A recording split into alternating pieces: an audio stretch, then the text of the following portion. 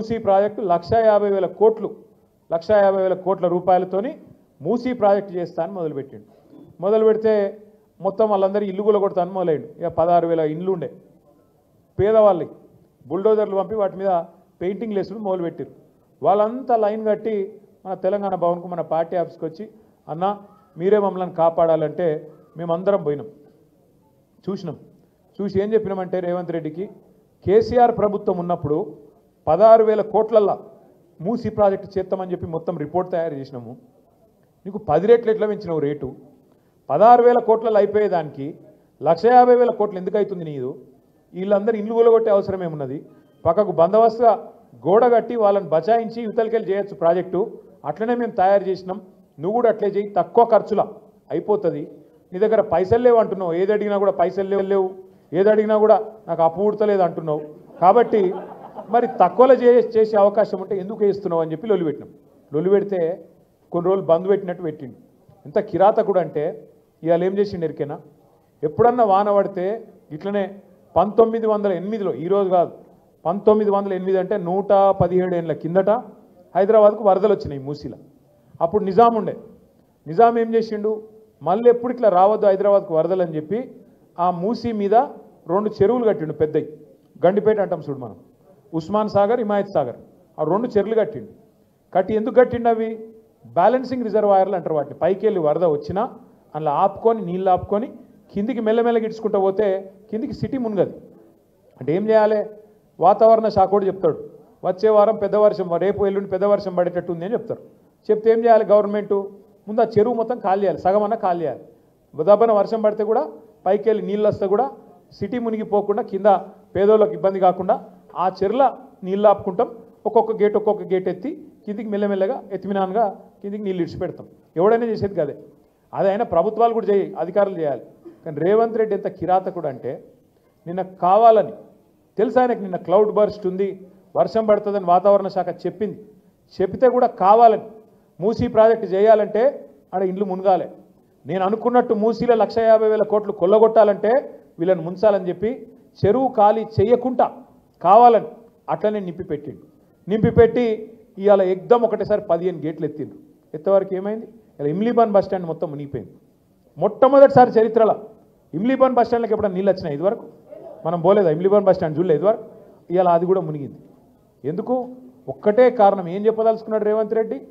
మీరు మూసి అద్దంటున్నారు కదా, నేను చేయాలనుకుంటే ఇక చూసినావా పేదోళ్ళను ముంచి ఇడికెళ్ళి ఎలగొట్టి అట్లనన్నా చేస్తా అనేందుకు ఇలా అంతా కిరాతకంగా ప్రవర్తన చేస్తూ ఉన్నాడు. నేను మిమ్మల్ని కోరేది ఒకటే, గుర్తుపెట్టుకోమని చెప్పేది కూడా ఒకటే. మీకు ఇవాళ మొత్తం 90% పని పూర్తి చేసిండు కేసీఆర్. శ్రీశైలం దగ్గర నీళ్లు తీసుకొని మొత్తం రిజర్వాయర్లన్నీ పూర్తయినాయి. నార్లాపూరు, కరివేన, అట్లాగే మధ్యలో వట్టెం, పైకి వస్తే ఉద్దండాపూర్, అన్ని రిజర్వాయర్లు పూర్తయినాయి. ఏదుల మధ్యలో వరుసగా 5 రిజర్వాయర్లు పూర్తయినాయి. మొత్తం పంప్ హౌజులు తయారైనాయి. ఒక పంపు కూడా మనం చాలు చేసినాం, నీళ్లు కూడా ఎత్తుడు స్టార్ట్ చేసినాం. ఎట్లయితే గోదావరి మీద కాళేశ్వరం కట్టిండో కేసీఆర్, కృష్ణ మీద కూడా పాలమూరు రంగారెడ్డి ఎత్తిపోతల పథకం, శ్రీశైలంలోకి వెళ్ళి నీళ్ళు తీసుకొని ఆడికెళ్ళి కొల్లాపురంకి వెళ్ళి మొదలు పెడితే కొడంగల్ యువతల దాకా మీకు రంగారెడ్డి జిల్లా దాకా నీళ్లు తెచ్చే ప్రాజెక్టు పాలమూరు రంగారెడ్డి ఎత్తిపోతల పథకం. అందులో మీ కొడంగల్ తాలూకాకు నారాయణపేట కొడంగల్ కలిపి 2 లక్షల ఎకరాలకు నీళ్ళు ఇచ్చే సౌలత్ అందులో ఉన్నది. రేవంత్ రెడ్డి ఏం చేసిండు ఎరికేనా? ఇవాళ అది వద్దట. 90% పూర్తయిన ప్రాజెక్ట్కి ఏమో వాళ్ళ మామ పేరు పెట్టిండు, జైపాల్ రెడ్డి పేరు పెట్టుకున్నాడు. పేరు మాత్రం పెట్టుకున్నాడు. పెద్ద మనిషి మహేంద్రనాథ్ పేరు ఇంకోళ్ళ పేరు పెట్టినా బాగుండు. తీసుకొచ్చి జైపాల్ రెడ్డి పేరు పెట్టిండు. ఎందుకంటే నీకు పిల్లనిచ్చిన మామ కాబట్టి పేరు పెట్టుకున్నావు, ఓకే. మరి పనులు పూర్తి చేయొద్దా? 10% పనులు పూర్తయితే ఇలా కొడంగల్కి ఈపాటికి నీళ్ళు వస్తుండే. 2 ఏళ్ళు సరిపోలేదా నీకు? మొత్తం పాలమూరు జిల్లా 90% కేసీఆర్ పని చేసిపోతే ఒక 10% పని పూర్తి చేయడానికి నీకు చేయలు వస్తలేవు. ఎందుకంటే ఆ 10% చేస్తే కేసీఆర్కి పేరు వస్తుంది కాబట్టి అది చేయడట. ఏం చేస్తాడు? చేయకుండా జూరాలకేంచి నీళ్ళు తెస్తాడట నారాయణపేట కొడంగల్కు. జూరాల్లో ముందే నీళ్లు లేవు. మీద కర్ణాటక కూడా ఆల్మట్టిలో వాడు డ్యామ్ పెంచుతున్నాడు పైకి 5 ఫీట్లు. ఒక్క డ్యామ్ ఆల్మట్టి డ్యాము 5 ఫీట్లు పెంచుతున్నారు. అక్కడ 70,000 కోట్లు ఖర్చు పెడతారంట వాళ్ళు 5 ఫీట్లు పెంచనీకే. ఆడ మొత్తం అడ్డం పెడితే కిందికి కృష్ణానది నీళ్ళు ఒక సుక్క కూడా కిందికి రాదు. ఆ జూరాల సుక్కు ఉండదు. రేపు ఆ జూరాలకెళ్ళి నీళ్ళు తీసుకొస్తా అని చెప్పి 4,500 కోట్లతోని కొడంగల్ లిఫ్ట్ ఇరిగేషన్ అని ప్రాజెక్టు పేరు పెట్టి 2 కేకు ముక్కలు లెక్క, ఒక ముక్క బాంబులేటి శ్రీనివాసరెడ్డికి, ఇంకో ముక్క ఇంకో మెగా కృష్ణారెడ్డికి, ఇద్దరికి రాసిండు రేవంత్ రెడ్డి. అంటే కమిషన్ల కోసం ఆ 4,500 కోట్లల్లో ఓ 1000 కోట్లు తిందాం, జేబులు వేసుకుందాం, తిరుపతి రెడ్డి జేబులు వేద్దామని అట్లా శ్రీశైలంకి వెళ్ళి నీళ్ళు తెచ్చే సౌలత్ ఉంటే దాన్ని పక్కకు పెట్టి జూరాల పైన డ్యామ్ కడుతున్న సోయి లేదు, కృష్ణా నీళ్ళు ఎట్టదేవన్న సోయి లేదు, ఒక చెరువు నింపే తెలివి లేదు. కానీ కొడంగల్కి ఏదో చేస్తా అని పోజుగొట్టి మీ దగ్గరికి వచ్చి ఆడ శంకుస్థాపన చేసిండు. ఇలా కోర్టుకు అర్థమైంది ఈ విషయం అంతా, కోర్టు స్టే ఇచ్చింది. ఎందుకు చెప్తున్నా అంటే పేరు కొడంగల్ది, ఎందుకు అది కూడా కొడంగల్ పేరు పెట్టి లిఫ్ట్ ఇరిగేషన్ అని పైసలు దొబ్బేతందుకే ఆలోచన తప్ప రేవంత్ రెడ్డికి కొడంగల్లో ఏ ఒక్క మనిషి మీద ప్రేమ లేదు, ఒక పేదవాడి మీద ప్రేమ లేదు, ఒక్క గిరిజనుడి మీద ప్రేమ లేదు, ఒక ముస్లిం మీద ప్రేమ లేదు, ఒక్కడంటే ఒక పిల్లగాడి మీద ప్రేమ లేదు, ఒక పరిశ్రమ పెట్టాలన్న ఆలోచన లేదు. భూములు గుంజుకుంటే అల్లుని కంపెనీ కోసం, ప్రాజెక్టు పెడితే తిరుపతి రెడ్డి కమిషన్ల కోసం తప్ప మీకోసమో మీ నియోజకవర్గం కోసమో ప్రేమ కాదు.